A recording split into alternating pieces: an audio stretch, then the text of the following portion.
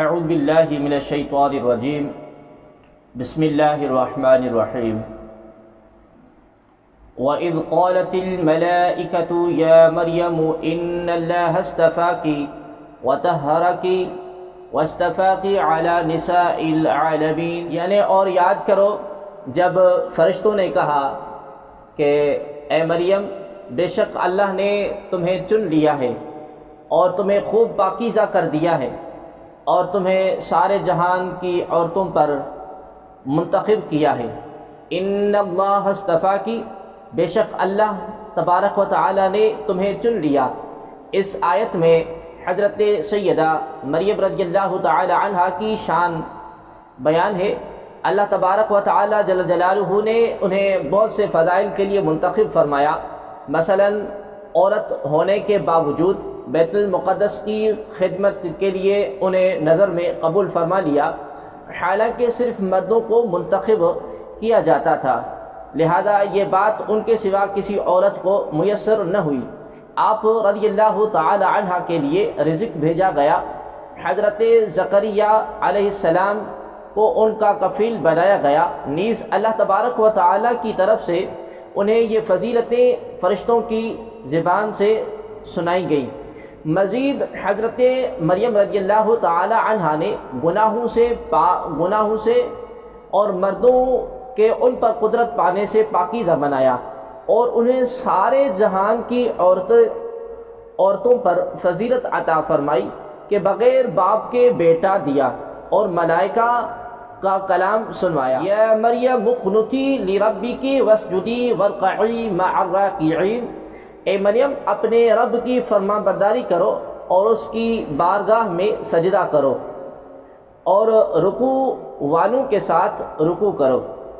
یا مریم اقنتی لربک، اے مریم اپنے رب کی فرما برداری کرو۔ قوت کا معنی فرما برداری کرنا بھی ہوتا ہے اور ادب سے کھڑا ہونا بھی۔ جب فرشتوں نے آپ رضی اللہ تعالی عنہ کو آیت میں مذکور حکم سنایا تو حضرت سیدہ مریم رضی اللہ تعالی عنہ نے اتنا طویل قیام کیا کہ آپ رضی اللہ تعالی عنہ کے قدم مبارک پر ورم آ گئے اور پاؤں پھٹ کر خون جاری ہو گیا۔ ذَلِكَ مِنْ أَنْبَاءِ الْغَيْبِ نُوحِيهِ إِلَيْكَ وَمَا كُنْتَ لَدَيْهِمْ إِذْ يُلْقُونَ أَقْلَامَهُمْ أَيُّهُمْ يَكْفُلُ مَرْيَمَ وَمَا كُنْتَ لَدَيْهِمْ إِذْ يَخْتَصِمُونَ، یہ غیب کی خبریں ہیں کہ ہم خفیہ طور پر بتاتے ہیں، اور تم ان کے پاس نہ تھے جب وہ اپنے قلموں سے قرعہ ڈالتے تھے کہ مریم کس کی پرورش میں رہیں، اور تم ان کے پاس نہ تھے جب وہ جھگڑ رہے۔ ذَلِكَ مِنْ أَنْبَاءِ الْغَيْبِ، یہ غیب کی خبریں ہیں۔ اس آیت میں فرمایا گیا کہ حضرت مریم رضی اللہ تعالی عنہ کا واقعہ غیب کی خبروں میں سے ہے۔ اس سے معلوم ہوا کہ اللہ تبارک و تعالی نے اپنے حبیب کریم صلی اللہ تعالی علیہ وآلہ وسلم کو غیب کے علوم عطا فرمائے ہیں۔ تمام انبیاء کرام علیہ السلام کے واقعات جو قرآن اور حدیث میں آئے سب غیب کی خبریں ہیں۔ اذ یلقون اقلامہم، جب وہ اپنے قلموں سے قرعہ ڈال رہے تھے، چونکہ بہت سے لوگ حضرت سیدہ مریم رضی اللہ تعالی عنہ کی پرورش کے امیدوار تھے، اس لیے آپس میں بحث اور مباحثہ کے بعد قرعہ اندازی پر فیصلہ چھوڑ دیا۔ چنانچہ جن قلموں سے تورات لکھا کرتے تھے ان کے ذریعے قرعہ اندازی کی اور طے یہ پایا کہ ہر کوئی اپنا قلم پانی میں رکھے، جس کا قلم پانی کے بہا کے الٹی طرف بہنا شروع کر دے وہ کفالت کا حقدار ہے۔ سب نے اپنی اپنی قلمیں ڈالی تو حضرت زکریا علیہ السلام کا قلم الٹی طرف بہنا شروع ہو گیا۔ اسی طرح حضرت مریم رضی اللہ تعالی عنہ آپ علیہ السلام کی کفالت میں آ گئی۔ اس سے معلوم ہوا کہ عام معاملات میں قرآن اندازی سے بھی فیصلہ کیا جا سکتا ہے، جیسے تاجدار رسالت صلی اللہ علیہ وآلہ وسلم سفر میں ساتھ لے جانے کے لیے ازواج مطہرات کے درمیان قرآن اندازی فرمایا کرتے تھے۔ اذ قالت الملائکۃ یا مریم ان اللہ یبشرک بکلمۃ منہ اسمہ المسیح ابن مریم وجیہا فی الدنیا والآخرہ ومن المقربین۔ اور یاد کرو جب فرشتوں نے مریم سے کہا اے مریم اللہ تبارک و تعالیٰ تجھے اپنی طرف سے ایک خاص کلمے کی بشارت دیتا ہے، اس کا نام مسیح بن مریم ہوگا، وہ دنیا اور آخرت میں بڑی عزت والا ہوگا اور اللہ تبارک و تعالیٰ کے مقرب بندوں میں سے ہوگا۔ ان اللہ یبشرک، بے شک اللہ تجھے بشارت دیتا ہے۔ حضرت عیسیٰ علیہ السلام کو کلمۃ اللہ اس لیے کہا جاتا ہے کہ آپ علیہ السلام کے جسم شریف کی پیدائش کلمہ کن سے ہوئی، باپ اور ماں کے نطفے سے نہ ہوئی۔ اللہ تبارک و تعالی فرماتا ہے ان مثل عیسیٰ عند اللہ کمثل آدم خلقہ من تراب ثم قال له کن فیکون، یعنی بے شک عیسیٰ علیہ السلام کی مثال اللہ تبارک و تعالیٰ کے نزدیک آدم کی طرح ہے، اسے مٹی سے پیدا کیا گیا پھر اسے فرمایا ہو جا تو وہ ہو گیا۔ حضرت عیسیٰ علیہ السلام کے بارے میں فرمایا کہ وہ اللہ تبارک و تعالیٰ کا کلمہ ہے، نام مبارک عیسیٰ ہے، لقب مسیح ہے، کیونکہ آپ علیہ السلام مس کر کے یعنی چھو کر کے شفا دیتے تھے، دنیا اور آخرت میں عزت اور جاہت والے ہیں اور رب کریم کے مقرب بندے ہیں۔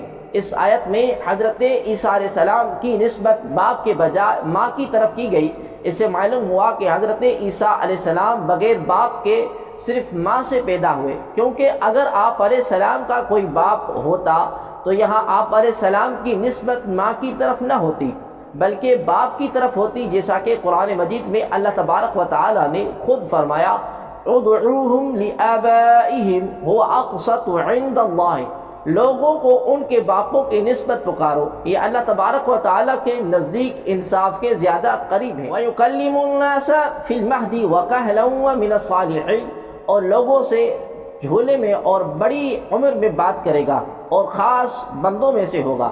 وَيُكَلِّمُ النَّاسَ فِي الْمَهْدِ، اور لوگوں سے جھولے میں کلام کرے گا۔ حضرت عیسیٰ علیہ السلام کے 3 شانیں یہاں بیان ہوئی، بات کرنے کی عمر سے پہلے ہی کلام کریں گے، چنانچہ سورہ مریم آیت نمبر 29 تا 33 میں آپ علیہ السلام کا کلام مذکور ہے۔ پکی عمر میں لوگوں سے کلام فرمائے گا اور وہ یوں کہ آسمان سے اترنے کے بعد آپ علیہ السلام لوگوں سے کلام فرمائیں گے۔ اس سے ثابت ہوتا ہے کہ حضرت عیسیٰ علیہ السلام آسمان سے زمین کی طرف اتریں گے، جیسا کہ احادیث میں وارد ہوا ہے، اور دجال کو قتل کریں گے، لہذا جیسے آپ علیہ السلام کا بچپن میں کلام کرنا معجزہ ہے، ایسے ہی پکی عمر میں اس طرح کلام کرنا معجزہ ہے، اللہ تبارک و تعالیٰ کے خاص بندوں میں سے ہیں۔ مجموعی طور پر سورہ آل عمران کی آیت نمبر 45 اور 46 میں حضرت عیسیٰ علیہ السلام بہت سی صفات بیان ہوئی۔ نمبر 1 کلمۃ اللہ، نمبر 2 مسیح ہونا، نمبر 3 حضرت مریم رضی اللہ تعالی عنہا کا بیٹا ہونا، نمبر 4 بغیر باپ کے پیدا ہونا، نمبر 5 دنیا میں عزت والا ہونا کہ قرآن کے ذریعے سارے عالم میں ان کے نام کی دھوم مچا دی گئی، آخرت میں خصوصی عزت والا ہونا بہت سے طریقوں سے ہوگا، ان میں سے ایک یہ بھی ہے کہ قیامت میں انہی کے ذریعے مخلوق کو حضور صلی اللہ علیہ وآلہ وسلم تک رہنمائی ملے گی۔ نمبر 6 بارگاہ الہی میں بہت زیادہ قریب اور منزلت رکھنے والا ہونا وغیرہ۔ معلوم ہوا کہ پیغمبروں علیہ السلام کی نعت خوانی سنت الہیہ ہے، اللہ تبارک و تعالی اس کی توفیق عطا فرمائے۔ قالتی رب انا یکون لی ولد ولم یمسسنی بشر قال كذلك الله يخلق ما يشاء اذا قضى امرا فانما يقول له كن فيكون، یعنی مریم نے عرض کی اے میرے رب میرے ہاں بچہ کیسے ہوگا، مجھے تو کسی شخص نے ہاتھ بھی نہیں لگایا۔ تو اللہ تبارک و تعالی نے فرمایا اللہ یوں ہی جو چاہتا ہے پیدا کرتا ہے، جب وہ کسی کام کا فیصلہ فرما لیتا ہے تو اسے صرف اتنا فرماتا ہے ہو جا تو وہ کام فوراً ہو جاتا ہے۔ انا یکون لی ولد، میرے ہاں بچہ کہاں سے ہوگا؟ جب فرشتوں نے حضرت مریم رضی اللہ تعالی عنہا کو بیٹے کی بشارت دی تو انہوں نے حیرت سے عرض کیا یا اللہ عز و جل میرے ہاں بچہ کیسے ہوگا؟ مجھے تو کسی شخص نے ہاتھ بھی نہیں لگایا، اور دستور یہ ہے کہ بچہ عورت اور مرد کے میلاب سے ہوتا ہے، مجھے بچہ کس طرح عطا ہوگا؟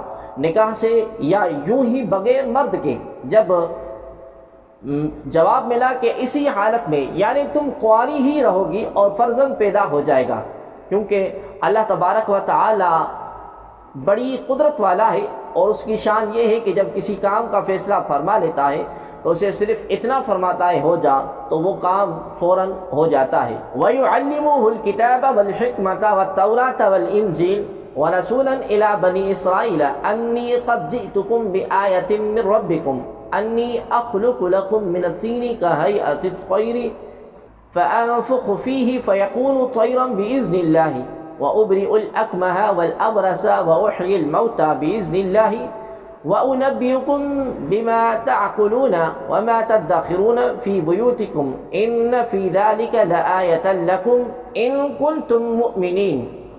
اور اللہ اسے کتاب اور حکمت اور توریت اور انجیل سکھائے گا، اور عیسیٰ بنی اسرائیل کی طرف رسول ہوگا۔ میں تمہیں رب کی طرف سے تمہارے پاس ایک نشانی لایا ہوں، وہ یہ کہ میں تمہارے لیے مٹی سے پرندے جیسی ایک شکل بناتا ہوں، پھر اس میں پھونک ماروں گا تو وہ اللہ تبارک و تعالیٰ کے حکم سے فوراً پرندہ بن جائے گا، اور میں پیدائشی اندھوں کو اور کوڑ کے مریضوں کو شفا دیتا ہوں، اور میں اللہ کے حکم سے مردوں کو زندہ کرتا ہوں، اور تمہیں غیب کی خبر دیتا ہوں جو تم کھاتے ہو اور جو اپنے گھروں میں جمع کرتے ہو۔ بے شک ان باتوں میں تمہارے لیے بڑی نشانی ہے اگر تم ایمان رکھتے ہو۔ وَرَسُولًا إِلَىٰ بَنِي إِسْرَائِيلَ، اور بنی اسرائیل کی طرف رسول ہوگا۔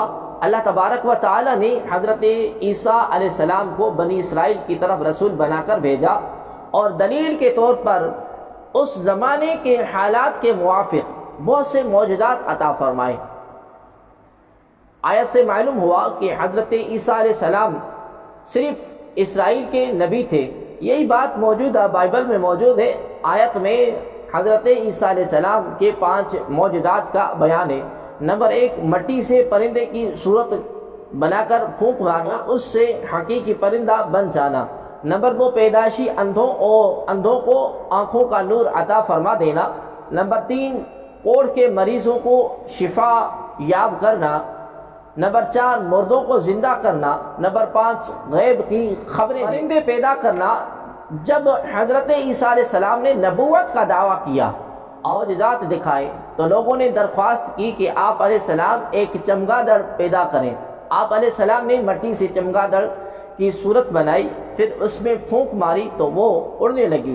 چمگادڑ کی خصوصیت یہ ہے کہ وہ اڑنے والے جانوروں میں بہت عجیب ہیں، اور قدرت پر دلالت کرنے میں دوسروں سے بڑھ کر ہے، کیونکہ وہ بغیر پروں کے اڑتی ہے اور دانت رکھتی ہے اور ہنستی ہے، اور اس کی مادہ کی چھاتی ہوتی ہے، اور وہ بچہ جنتی ہے، حالانکہ اڑنے والے جانوروں میں یہ باتیں نہیں ہیں۔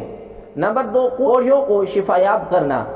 حضرت عیسیٰ علیہ السلام اس مریض کو بھی شفا دیتے جس کا برس بدن میں پھیل گیا ہو اور اتباع اس کے علاج سے عاجز ہوں، چونکہ حضرت عیسیٰ علیہ السلام کے زمانے میں طب کا علم انتہائی عروج پر تھا، اور طب کے ماہرین علاج کے معاملے میں انتہائی مہارت رکھتے تھے۔ اس لیے اسی قسم کے معجزے دکھائے گئے تاکہ معلوم ہو کہ طب کے طریقے سے جس کا علاج ممکن نہیں، اس کو تندرست کر دینا یقیناً معجزہ اور نبی کی نبوت کی دلیل ہے۔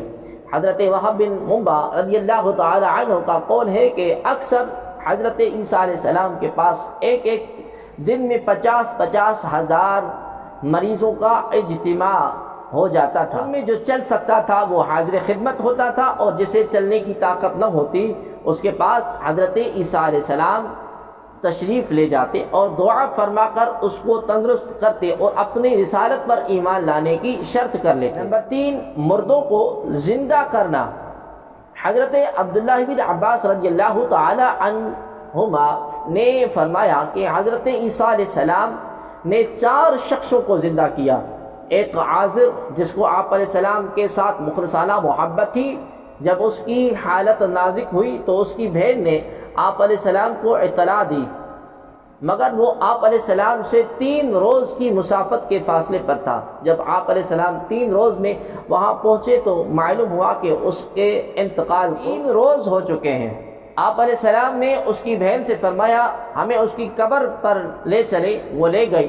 آپ علیہ السلام نے اللہ تبارک و تعالیٰ سے دعا فرمائی، الہی سے زندہ ہو کر قبر سے باہر آ گیا اور مدت تک زندہ رہا اور اس کے ہاں اولاد ہوئی۔ دوسرا ایک بڑھیا کا لڑکا تھا جس کا جنازہ حضرت عیسیٰ علیہ السلام کے سامنے جا رہا تھا۔ آپ علیہ السلام نے اس کے لیے دعا فرمائی، وہ زندہ ہو کر جنازہ اٹھانے والوں کے کندھوں سے اتر پڑا اور کپڑے پہنے گھر آ گیا، پھر زندہ رہا اور اس کے ہاں اولاد بھی ہوئی۔ تیسری ایک لڑکی تھی جو شام کے وقت مری اور اللہ تبارک و تعالی نے حضرت عیسیٰ علیہ السلام کی دعا سے اس کو زندہ کیا۔ چوتھے سام بن نوح تھے جن کی وفات کو ہزاروں برس گزر چکے تھے۔ لوگوں نے خواہش کی کہ آپ علیہ السلام ان کو زندہ کریں، چنانچہ آپ علیہ السلام ان کی نشاندہی سے قبر پر پہنچے، اللہ تبارک و تعالیٰ سے دعا کی۔ سام نے سنا کہ کوئی کہنے والا کہتا عجیب روح اللہ، یعنی حضرت روح علیہ السلام کی بات سن۔ یہ سنتے ہی مرعوب اور خوف زدہ اٹھ کھڑے ہوئے اور انہیں گمان ہوا کہ قیامت قائم ہو گئی ہے۔ اس کی وحشت سے ان کے سر کے آدھے بال سفید ہو گئے۔ پھر وہ حضرت عیسیٰ علیہ السلام پر ایمان لائے اور انہوں نے حضرت عیسیٰ علیہ السلام سے درخواست کی کہ وہ دوبارہ انہیں سکرات یعنی موت کی تکلیف نہ ہو، اس کے بغیر انہیں واپس کیا جائے۔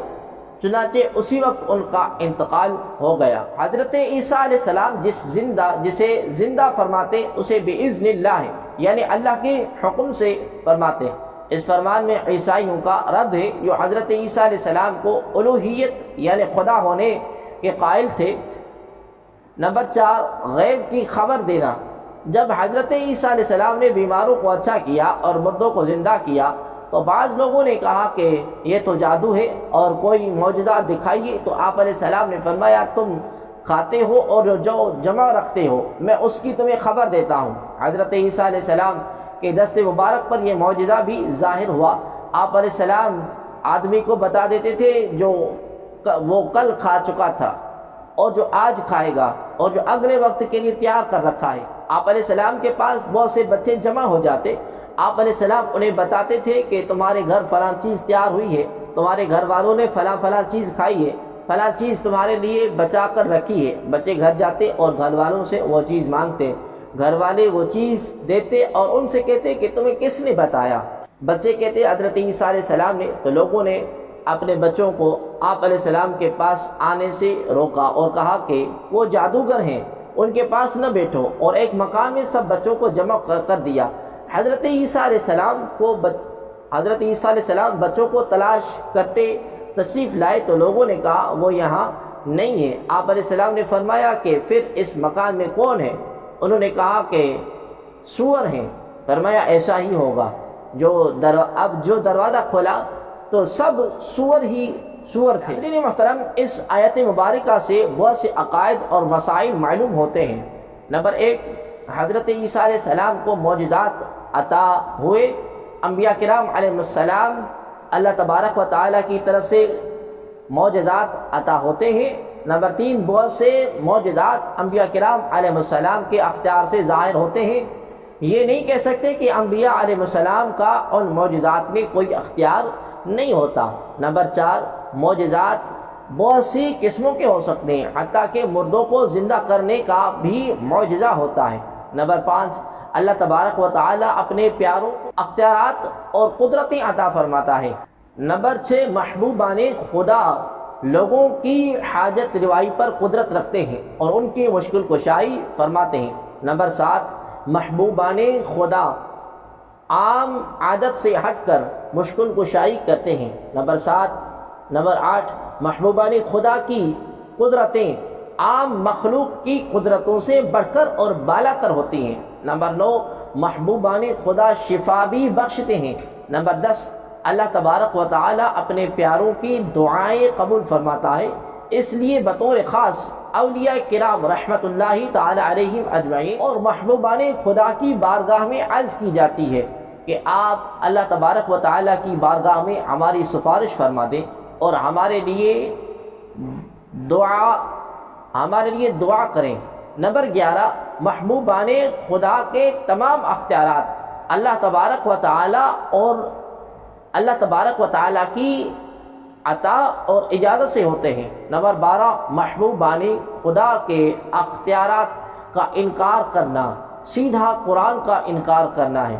نمبر 13، محبوبان خدا کے لیے قدرت اور اختیار ماننا شرک نہیں، معاذ اللہ قرآن پاک کی تعلیمات کو کیا کہیں گے۔ نمبر 14، شفا دینے، مشکلات دور کرنے وغیرہ کے الفاظ اللہ تبارک و تعالیٰ کے علاوہ کسی اور کے لیے استعمال کرنا شرک نہیں، لہذا یہ کہنا جائز ہے کہ رسول اللہ صلی اللہ علیہ وآلہ وسلم مشکل کشا اور دافع البلا ہیں، یا اللہ تبارک و تعالیٰ کے پیارے اولاد دیتے ہیں، کیونکہ حضرت عیسیٰ علیہ السلام نے فرمایا کہ میں مردوں کو زندہ کرتا ہوں، میں لا علاج بیماروں کو اچھا کرتا ہوں، میں غیب کی خبریں دیتا ہوں، حالانکہ یہ تمام کام رب کریم کے ہیں۔ نمبر 15، محبوبان خدا غیب کی خبریں جانتے ہیں، جیسے حضرت عیسیٰ علیہ السلام گھروں میں رکھی ہوئی چیزوں کو بھی جانتے تھے۔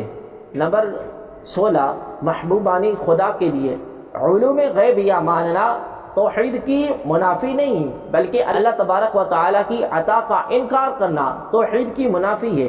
اس آیت میں جتنا غور کرتے جائیں اتنا زیادہ عقائد اہل سنت واضح ہوتے جائیں گے۔ وَمُصَدِّقًا لِمَا بَيْنَ يَدَيَّ مِنَ التَّوْرَاةِ وَلِأُحِلَّ لَكُمْ بَعْضَ الَّذِي حُرِّمَ عَلَيْكُمْ وَجِئْتُكُمْ بِآيَةٍ مِّن رَّبِّكُمْ فَاتَّقُوا اللَّهَ وَأَطِيعُونِ۔ اور مجھ سے پہلے جو توریت کتاب ہے اس کی تصدیق کرنے والا بن کر آیا ہوں، اس لیے کہ تمہارے لیے کچھ وہ چیزیں حلال کروں جو تم پر حرام کی گئی تھیں۔ میں تمہارے پاس تمہارے رب کی طرف سے نشانی لے کر آیا ہوں، تو اللہ سے ڈرو اور میری اطاعت کرو۔ ومصدقا، اور تصدیق کرنے والا ہوں۔ حضرت عیسیٰ علیہ السلام توریت کی کتاب اللہ اور حق ہونے کی تصدیق کے لیے بھی تشریف لائے تھے۔ اس کے بعض احکام کو منسوخ فرمانے میں بھی چنانچہ بعض وہ چیزیں جو شریعت موسیٰ علیہ السلام میں حرام تھی، جیسے اونٹ کا گوشت اور کچھ پرندے، تو آپ علیہ السلام نے انہیں حلال فرما دیا۔ آیت سے معلوم ہوا کہ انبیاء کرام علیہ السلام اذن خداوندی سے حلال اور حرام فرمانے کے مختار ہیں، کیونکہ آپ علیہ السلام نے فرمایا کہ میں حلال کرتا ہوں۔ حلال اور حرام کرنے کی نسبت انبیاء کرام علیہ السلام کی طرف اور بھی کئی جگہوں پر کی گئی ہے، چنانچہ نبی اکرم صلی اللہ تعالی علیہ وآلہ وسلم کے بارے میں بھی سورہ اعراف آیت نمبر 157 میں یہی نسبت موجود۔ اس کی مزید تفصیل جاننے کے لیے فتاوی رضویہ کی 30ویں جلد میں موجود اعلیٰ حضرت عظیم البرکت مجدد الدین و ملت الشاہ سیدی امام احمد رضا خان فاضل بریلوی رحمۃ اللہ تعالی علیہ کی کتاب الامن والعلا لنعت المصطفیٰ بدافع البلا، یعنی مصطفیٰ کریم صلی اللہ تعالی علیہ وآلہ وسلم کو دافع البلا یعنی بلائیں دور کرنے والا کہنے والوں کے لیے انعامات کا مطالعہ فرمائیں۔ ان اللہ ربی و ربکم فاعبدوہ ھذا صراط مستقیم، بے شک اللہ میرا اور تمہارا سب کا رب ہے، تو اس کی عبادت کرو، یہی سیدھا راستہ ہے۔ ان اللہ ربی و ربکم، بے شک اللہ میرا اور تمہارا سب کا رب ہے۔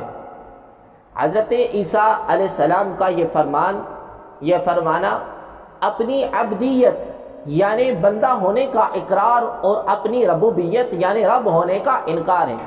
اس میں عیسائیوں کا رد ہے۔ گویا فرمایا کہ میں اتنی قدرتوں اور علم کے باوجود بھی خدا نہیں بلکہ خدا کا بندہ ہوں۔ اس سے معلوم ہوا کہ انبیاء اولیاء کے معجزات یا کرامات ماننا شرک نہیں، اور اس سے یہ لازم نہیں آتا کہ ہم نے انہیں رب مان لیا۔ اس سے مسلمانوں کو مشرک کہنے والوں کو عبرت پکڑنی چاہیے۔ فلما احس عیسیٰ منہم الکفر قال من انصاری الی اللہ قال الحواریون نحن انصار اللہ، آمنا باللہ واشہد بأننا مسلمون ربنا آمنا بما انزلت واتبعنا الرسول فاکتبنا مع الشاہدین۔ پھر جب عیسیٰ نے ان بنی اسرائیل سے کفر پایا تو فرمایا اللہ کی طرف ہو کر کون میرا مددگار ہوتا ہے؟ مخلص ساتھیوں نے کہا کہ ہم اللہ کے دین کے مددگار ہیں، ہم اللہ پر ایمان لائے ہیں اور آپ اس پر گواہ ہو جائے کہ ہم یقیناً مسلمان ہیں۔ اے ہمارے رب، ہم اس کتاب پر ایمان لائے جو تو نے نازل فرمائی اور ہم رسول کی اتباع کی بس ہمیں گواہی دینے والوں میں سے لکھ دے۔ فلما احس عیسیٰ منہم الکفر، پھر جب عیسیٰ نے ان سے کفر پایا، یعنی جب حضرت عیسیٰ علیہ السلام نے دیکھا کہ یہودی اپنے کفر پر قائم ہیں اور آپ علیہ السلام کے قتل کا ارادہ رکھتے ہیں اور اتنی روشن آیات اور معجزات سے بھی ان پر کوئی اثر نہیں ہوا، اور اس کا سبب یہ تھا کہ انہوں نے پہچان لیا تھا کہ آپ علیہ السلام ہی وہ مسیح ہیں جن کی توریت میں بشارت دی گئی اور آپ علیہ السلام ان کے دین کو منسوخ کر دیں گے۔ تو جب حضرت عیسیٰ علیہ السلام نے دعوت کا اظہار فرمایا تو یہ ان پر بہت شاق گزرا اور وہ آپ علیہ السلام کے ایذا اور قتل کے در پہ ہوئے، اور انہوں نے آپ علیہ السلام کے ساتھ کفر کیا۔ آپ علیہ السلام نے اس وقت فرمایا کہ کون ہے جو اللہ کریم کی طرف ہو کر میرا مددگار بنے؟ اس پر حواریوں نے آپ علیہ السلام کی مدد کا وعدہ کیا۔ حواری وہ مخلصین ہیں جو حضرت عیسیٰ علیہ السلام کے دین کے مددگار تھے اور آپ پر ایمان لائے۔ یہ 12 اشخاص تھے۔ اس سے معلوم ہوا کہ بوقت مصیبت اللہ تبارک و تعالیٰ کے بندوں سے مدد مانگنا سنت پیغمبر ہے۔ حواریوں نے کہا کہ ہم ایمان لائے، اور پھر کہا کہ آپ علیہ السلام ہمارے مسلمان ہونے پر گواہ بن جائیں۔ اس سے معلوم ہوا کہ ایمان اور اسلام ایک ہی ہیں، اور یہ بھی معلوم ہوتا ہے کہ انبیاء علیہ السلام کا دین اسلام تھا، یہودیت اور نصرانیت نہیں۔ اس لیے ایمان لانے والوں نے اپنے آپ کو مسلمان کہا، عیسائی نہیں۔ وَمَكَرُوا وَمَكَرَ اللَّهُ وَاللَّهُ خَيْرُ الْمَاكِرِينَ، اور کافروں نے خفیہ منصوبہ بنایا اور اللہ تبارک و تعالیٰ نے خفیہ تدبیر فرمائی، اور اللہ سب سے بہترین خفیہ تدبیر فرمانے والا ہے۔ وَمَكَرُوا، اور انہوں نے خفیہ منصوبہ بنایا، یعنی بنی اسرائیل کے یہودیوں نے حضرت عیسیٰ علیہ السلام کے ساتھ مکر کیا کہ دھوکے کے ساتھ آپ علیہ السلام کے قتل کا انتظام کریں، اور اپنے ایک شخص کو اس پر مقرر کر دیا۔ اللہ تبارک و تعالیٰ نے ان کے مکر کا یہ بدلہ دیا کہ حضرت عیسیٰ علیہ السلام کو آسمان پر اٹھا لیا اور حضرت عیسیٰ علیہ السلام کی شباہت اس شخص پر ڈال دی جو ان کے قتل کے لیے آمادہ ہوا تھا۔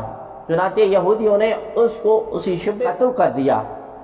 لفظ مکر لغت عرب میں ستر یعنی پوشیدگی کے معنی میں ہے، اس لیے خفیہ تدبیر کو بھی مکر کہتے ہیں، اور تدبیر اگر اچھے مقصد کے لیے ہو تو محمود، اور کسی کبھی غرض کے لیے ہو تو مذموم ہوتی ہے، مگر اردو زبان میں یہ لفظ فریب کے معنی میں مستعمل ہوتا ہے، اس لیے ہرگز شان الہی میں نہ کہا جائے گا۔